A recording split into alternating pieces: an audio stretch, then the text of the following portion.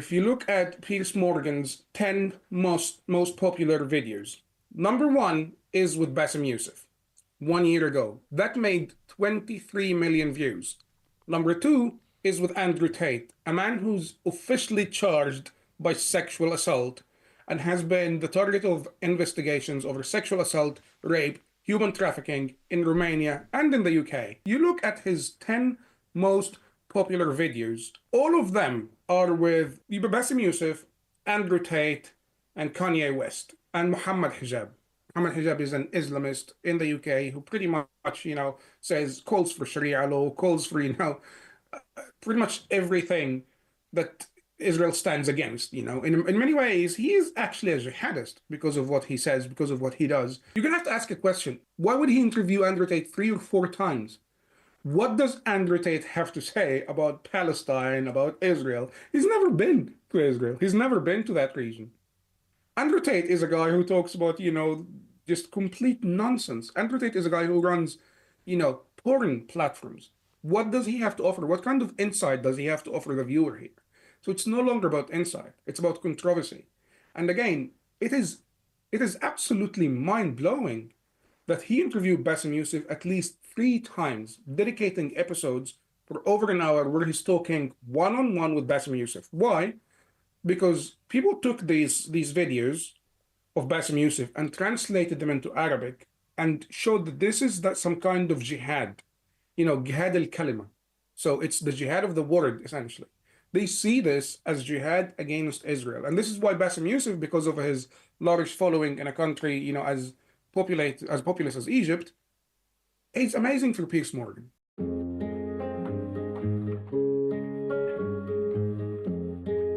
This is East to West, where we dig deep into the narratives shaping global opinion and policy. In this episode, we're examining a troubling trend that has dominated Western media coverage: the explosive use of the term genocide, not in reference to Rwanda, Bosnia, or the Yazidis, but Israel. The phenomenon of concept creep, where powerful moral terms expand far beyond their original meanings, isn't just academic theory anymore. It's influencing headlines, hardening public opinion, and now justifying violence against Jews. New analysis shows that major media outlets like the New York Times and The Guardian have associated Israel with genocide at rates far surpassing those for universally recognized atrocities like Darfur or Myanmar. But why? What's driving this disproportionate framing, and what are the consequences when atrocity rhetoric becomes a political weapon? Joining me to unpack this is Khaled Hassan, a national security and foreign policy researcher based in London. Khaled brings a unique perspective, Egyptian-born, academically grounded, and unafraid to tackle the uncomfortable questions about how the West talks about Jews, Zionism, and warfare in the Middle East. Khaled Hassan, thank you very much for joining me today. Thanks for having me. Khaled, when did the word genocide in reference to Israel and its war against Hamas appear within the public sphere? The word has actually been used for many years now, and I think that's what most people do not really understand. It's been used, I'd probably say, even as early as potentially the Second Intifada. This is not unusual, at least in Arabic discourse, Arabic-speaking discourse. And we've heard it. I grew up hearing that. Israel is actually engaged in apartheid and genocide of Palestinians. And it's taken as fact. It's taken as fact in a way where even you presenting any facts that say, no, that's not genocide, that's not what's happening, means that you are, number one, a Zionist, number two, a propagandist, and number three, someone inherently evil. So there's not really a sensible or a normal conversation. This just isn't that. It's very simply dogma. And that term of genocide, as you said, was within the broader context of that rhetoric before the war, specifically in Arabic media. But within the context of the war, starting from October 7th, that term appeared very early on in the war, before Israel had even invaded Gaza. Oh, yes. I mean, so it was very interesting because for me, I knew what was going to happen. And, in the sense of not only me, but a lot of people who knew that there was going to be protests against Israel. There were going to be accusations that Israel is engaged in this, evil war of genocide, apartheid, because we had seen previously in 2021, when there was a wave of escalations between Israel and Hamas, we had seen the same stuff. If you go back to 2014, you're going to see British politicians using the same stuff they used today. Ceasefire now. 2014, Israel and Hamas, the war, which wasn't, was nowhere near what we're seeing now. And, the casualties and the number of people who were killed was nowhere near what we're seeing now. But if you look at the reaction, you're going to see ceasefire, you're going to see apartheid, you're going to see the genocide of Palestinians, and it's all used now. Again, although the scale of the casualties from both sides was nowhere near what we're seeing now, people are just ready with this sort of off-the-shelf package whenever it comes to Israel. You pick a few words, a few things, a few, it's like I said, it's dogma. That's the challenge. So that's why the response to anything Israel does is pretty much the same. Whether it's, from the 90s where I grew up in Egypt, the response is very much the same. And it hasn't changed at all, by the way. So let's get into the actual numbers and what we're seeing play out in Western media. According to a recent study, coverage linking Israel with genocide has surged far beyond every other agreed upon historical case of genocide across all examined outlets, including in the New York Times, for example.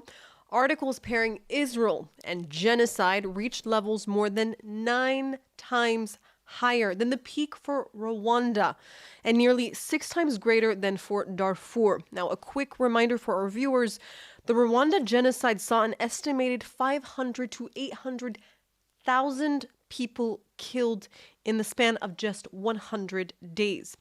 Similarly, in The Guardian, more than 1% of all articles now reference both Israel and genocide, a frequency unmatched by any other pairing in recent decades. Now, Khaled, why has the genocide framing of the Gaza conflict dominated media coverage to a far greater extent than conflicts with far clearer claims to that label? Does this trend surprise you at all? No, it doesn't. It doesn't at all. And I was actually talking about this in Israel with a few friends of mine and a few people who have been, doing what we're doing for many, many years. And what actually surprises me sometimes is how naive some Israelis can be and how naive some Jews can be, to be honest, because it's they don't seem to understand what we're up against. Now, let me tell you exactly why this is happening. We have moved from an era of mainstream media into alternative media, podcasts, social media, all that stuff.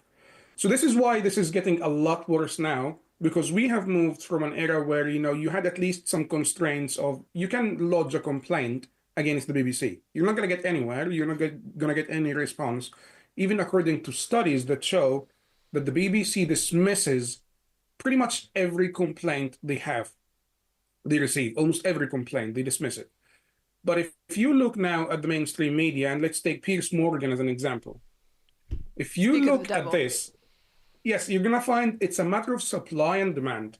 What I mean by this is there are 15 million Jews globally. 15 million. There are almost more than 10 million people in Cairo alone.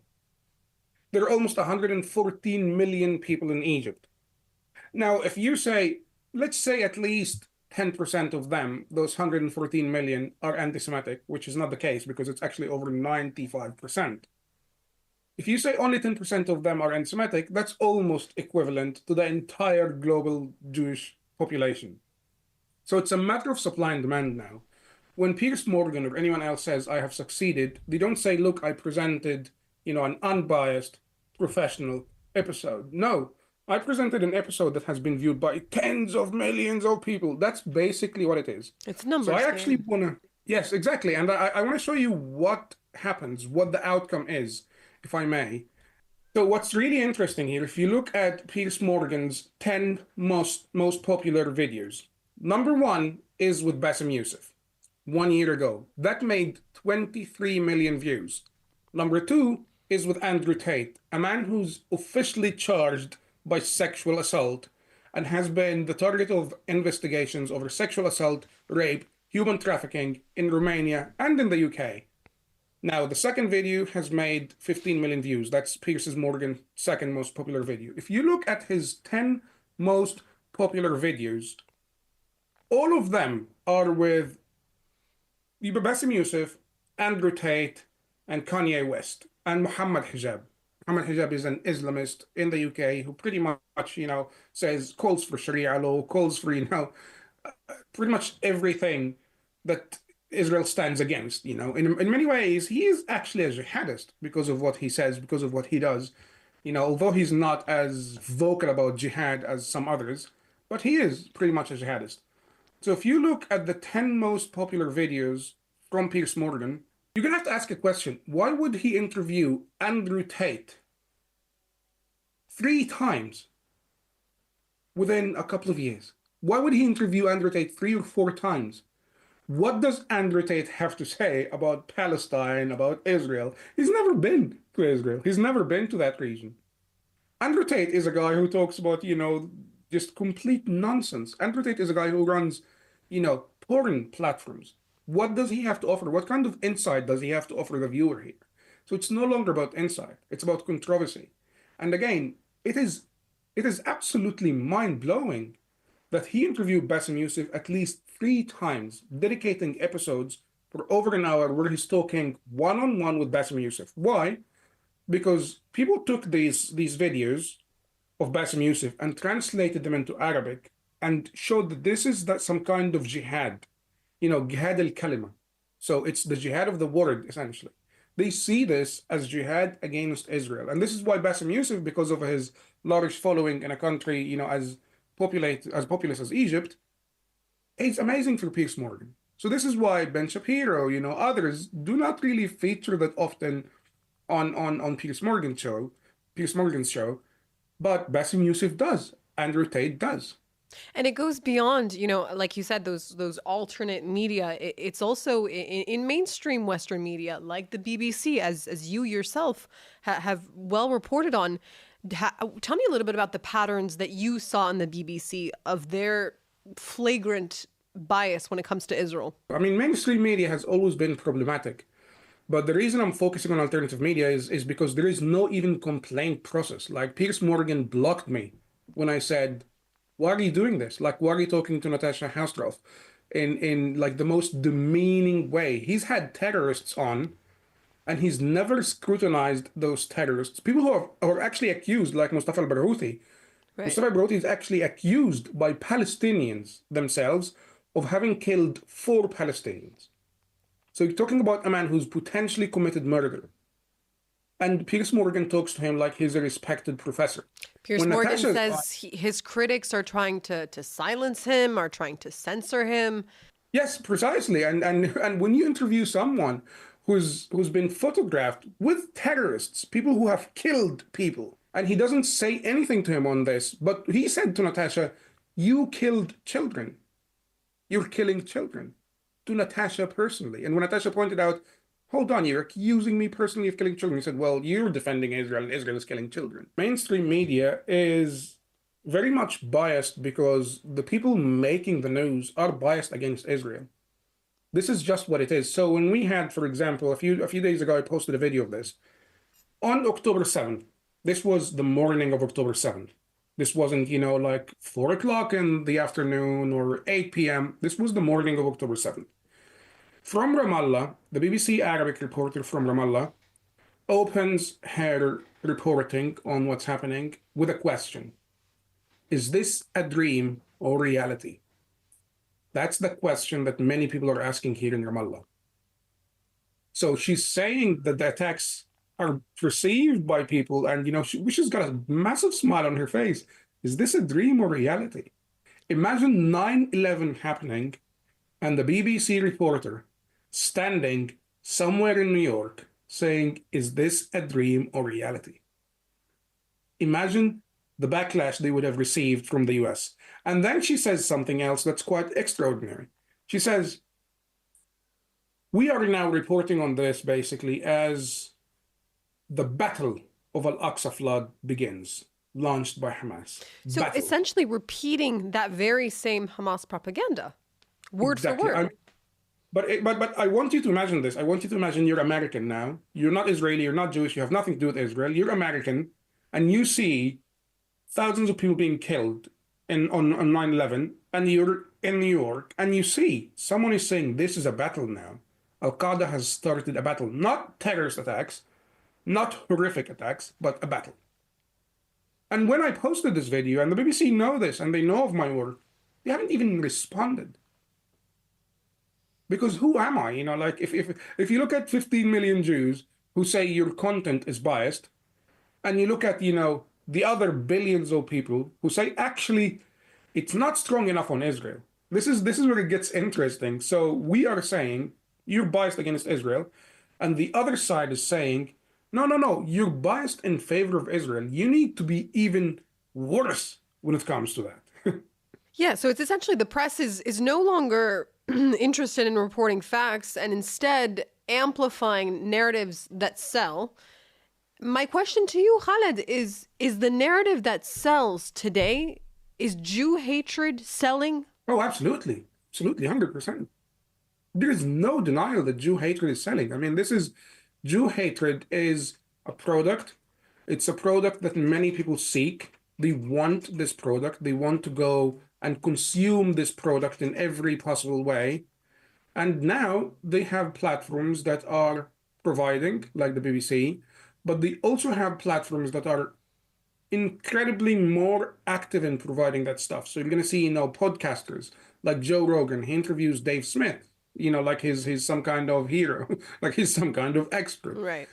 So it gets worse, basically. That's my point. It's even worse than we have seen because now there is the alternative media that no one can even complain to. Why does Jew hatred sell so well?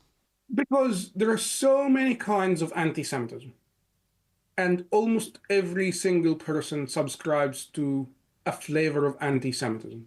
Almost every single person who's non-Jewish has some kind of anti-Semitic, whether it's, on a very low scale. So you'll find somebody saying, now Jews are great and blah, blah, blah.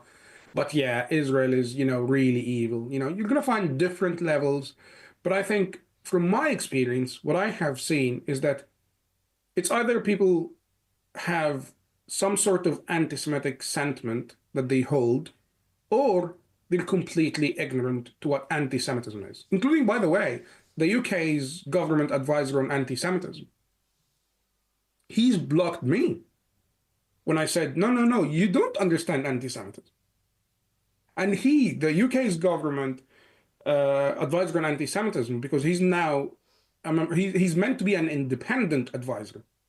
And he was independent, but after the Labour government took over, he's now actually regained his status as in somebody within the Labour government. So there is bias. There is political bias because they try to appeal to a certain base. There is, like I said, the different flavors. So you're going to find the Islamist flavor of anti-Semitism. You're going to find the social justice left-wing flavor of anti-Semitism, which is, Jews are evil, Israel is evil, the Palestinians are victims, no matter what Palestinians do, which you've seen, Greta is a perfect example. Greta is not someone who's an Islamist, but she's obviously a leftist who believes that, even October 7th is propaganda. The footage, she wouldn't even see them. She turned around. Yes, exactly. So she wouldn't even see them. So where do you go with this? Where do you go when somebody says to you, I'm going to go to Gaza to help those people and, break the siege and all that nonsense. But when you ask, well, would you like to see the footage of October 7th? No, that's propaganda. It's like you said, these journalism is no longer journalism. And we've diverted into this trend of, like you said, catering to the numbers, catering to the audience that is going to watch the content in order to garner as many possible views, millions of views.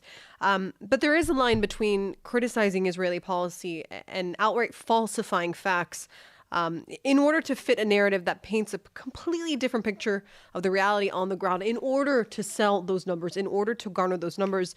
And so before I ask you another question, I just want to address some of those facts, specifically when it comes to the use of the word genocide. No doubt many innocent civilians have lost their lives in this conflict, and that is a tragedy. This war has been described as one of the most complex cases of urban warfare just in the 21st century alone, given Hamas's embedding into civilian populations. But if Israel's war in Gaza qualifies as genocide, it would constitute a striking historical outlier, perhaps the first such case of genocide triggered by a mass terrorist attack involving the slaughtering of civilians and the taking of hostages, the first in which the so-called genocider permitted fuel, food, and humanitarian aid to flow into the territory of its perpetrator victims, and potentially the only instance in which the genocidal perpetrators lacked any prior plan or ideological commitment to exterminate. It may also be unique in that the targeted group's combatants have deliberately embedded themselves into civilian infrastructure and sought to increase civilian casualties for strategic and propaganda purposes. And it could also be the only genocide that might plausibly be halted on the spot, not of the genocider, but the group claiming victimhood, specifically Hamas, to release the hostages and lay down its arms. And despite these facts, they're completely ignored by Western media, so willingly regurgitating the terror group's propaganda, essentially manufacturing a genocide. Oh, absolutely. Absolutely. But you also have to bear in mind that there are two kinds of politicians who use the word genocide now, and who you refer to what's happening in Gaza as injustice by the Israelis. And we have to really understand that the word genocide now is not used, as something that's factual. Is not used by someone who actually cares about facts. It's also used by politicians who have serious issues at home. So you're going to see, for example, President Macron of France. He said a few months ago, France has a serious risk of a civil war. Civil war. And you see France, you see Paris burning every few months, essentially, over football matches, over things that are so trivial, but the society in France is so horrifically divided that now you have Islamists gaining essentially a huge influence over the government. We're seeing the Muslim Brotherhood infiltrating France. Exactly. And this is where it gets really, really terrifying. So it no longer has anything to do with what Israel is doing. That's what people have to recognize. If Israel decided today, look, we're just going to leave Gaza immediately and we're going to go, no one is going to say, well done, Israel. If they withdrew completely, that's the challenge. You have people who are, again, dogmatic. And the problem is Western leaders, rather than face these actual threats at home, are essentially using this. It's a smokescreen game, as we've seen also in South Africa. Exactly. So you've got South Africa. You have also in Egypt. You have in Egypt where the economy now. So it's very interesting because I was talking to someone about Egypt actually, and you have in Egypt, when I was in Egypt, early 2016, a kilogram of chicken, to have some food would cost you 45 pounds, Egyptian pounds. Today, it would cost you 450 pounds. So you have serious issues. And the only thing sometimes for a political leader to gain legitimacy, the only thing they can do is attack Israel. So this is why you're going to find, that the worse things get in a society, whether it's the economy, whether it's, just division, the easier it is and the more they're going to attack Israel. Because again, like I said, it's just a smoke screen. That's why I think it's, when people talk about how Israel should fight the misinformation and disinformation war, I think you need to really understand what's happening here, to really understand that sometimes, can you actually convince someone who believes fundamentally in these views, or someone who sees that it is in my interest, political or financial interest, like Piers Morgan, to be anti-Israel now, to say what Israel is doing is horrific, it's unacceptable, they're killing children? Because people don't go against their own interests.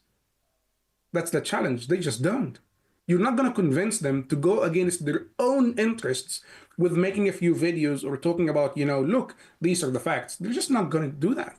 And in the meantime, broadcasting the old anti-Semitic trope idea that Jews are collectively and ambiguously guilty of the darkest of crimes.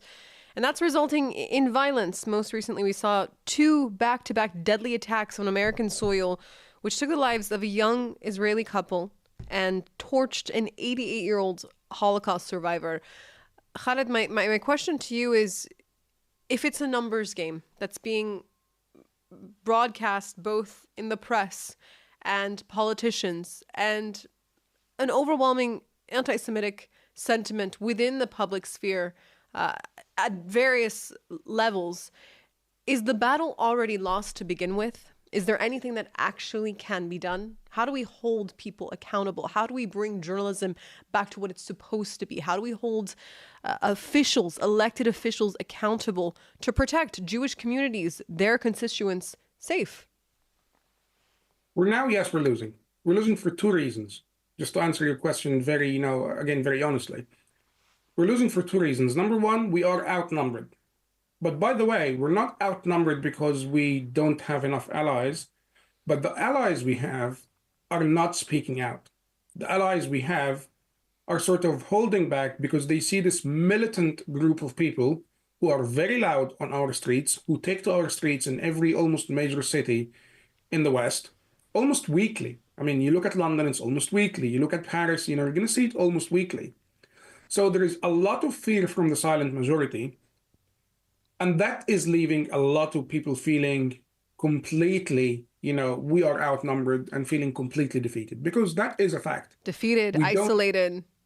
Exactly. Defeated, isolated. And also the second reason is, and I'm going to be very honest here, I think mainstream Jewish organizations and a lot of the organizations that should be fighting this war in a very different way and should have been fighting this war. By the way, I presented a huge paper in 2019 to an Israeli diplomat on how Israel is not fighting the misinformation, disinformation war in a way that is actually efficient or effective when it comes to Arabic-speaking audiences.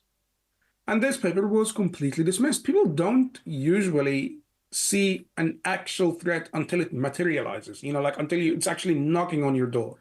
So that's the challenge. We have not been doing what we should have been doing. We're focusing on different things that don't actually make a difference. So how should Israel be fighting this disinformation war? So what's really interesting here is, number one, you should focus fundamentally on, and I say this, by the way, in private meetings with some of the most influential and some of the most senior Israelis in government. We should reverse engineer what Qatar is doing, for example. So if you go to Qatar, you're going to see Qatar does 2 things very successfully. Number one, they have a platform, Al Jazeera, that is far more successful than any Israeli platform. Why it's far more successful? That's something we can get into. But the fact is, Al Jazeera is just far better than any Israeli platform I have seen. The documentaries they make, all the stuff they do, it's just far better because they spend a lot more money on it. And they do things in a centralized way. So you're going to see within the Jewish community and within Israeli organizations, there's a lot of infighting. It's infighting and competing over resources, over who gets to do what, and that's a challenge. I have not seen to this day an initiative that actually unites everyone and says, look, let's unite our resources, let's unite our capabilities and our talents behind one project or 2 projects. So for example, we don't even see a united approach against Piers Morgan.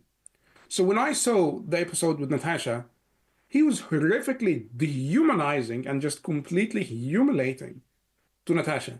Why would Jews go on his show now?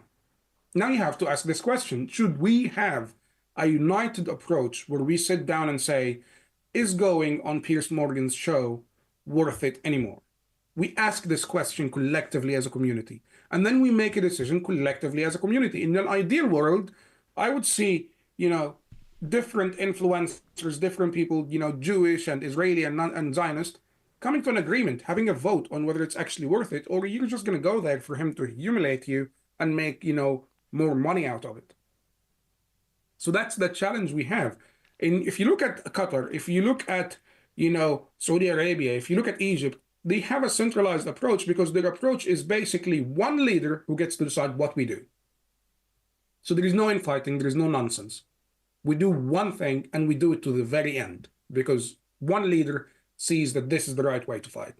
So everyone gets behind it. Other Israeli politicians from whether it be the left wing or the right wing speaking out and saying inflammatory remarks that are then broadcasted around the world, regurgitated to fit a specific narrative that, again, is biased against Israel. Exactly. I mean, you look at Ehud Olmert, what he said over the past few days. You look at, different others. You look at what Golan, and you look at that stuff. You look at, Avish Laim, you look at different people. It's, they use that stuff. And then I find Egyptians writing to me as an Egyptian, insulting me and saying, look, you guys are not the real Jews. The real Jews are Avish Laim. The real Jews are, just some maniacs. And Ben-Gvir, yeah. Yes, exactly. And that's the problem. We have a serious issue. Obviously, we are a democracy. We're a democratic group of people. So we're never going to say to someone as an influencer, look, if you go in there, we're going to put you in jail. It just won't happen. But we need to deal with things in a better way, in a more united way. And we need, the challenge is, if you go on Piers Morgan, it's good publicity for you. For some people, that's how they see it. So they go there regardless of whether it's actually good for Jews or not, or good for Israel or not. That's the challenge. It really is bad. But just to let you know, what I think is actually, the silver lining here. People increasingly across the West mistrust mainstream media. They mistrust the politicians. So the only good thing that we have now in our arsenal is this mistrust. People see those organizations and those people as really not trustworthy at all. And they're increasingly sort of steering away from them. Now, the challenge is the alternative media. People are going to the alternative media more, and we cannot control that at all. We cannot even talk to this alternative media in a sensible way at all because of the reasons I explained. But the good thing is, people will have to see things for themselves, and they will have to see what's happening on the ground. And I believe at a certain point, probably within the next 5 or 10 years, people are going to wake up when they see, I believe in the UK, potentially a major terrorist attack. We've already had that, by the way. So we've already had the terrorist attack in the UK where a man who has an immigrant background killed children.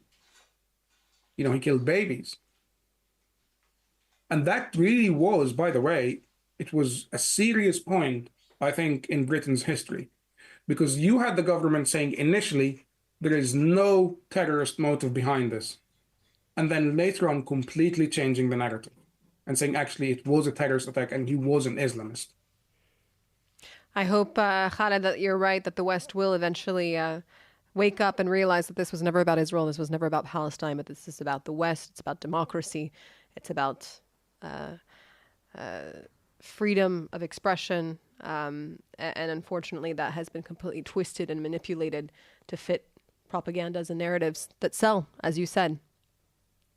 Yes, and I do hope in the meantime, I'm working with the Voice of the People, President Herzog's initiative, and my hope is to establish this hub where basically everyone comes to talk, where we can get some decisions and unite in some decisions, because I don't think we're going to get anywhere as long as we're doing this, to be honest. As long as, we have one Jew saying something and the other completely saying the opposite, and both, have some sort of influence in the media. That is our Achilles heel. It's a serious issue.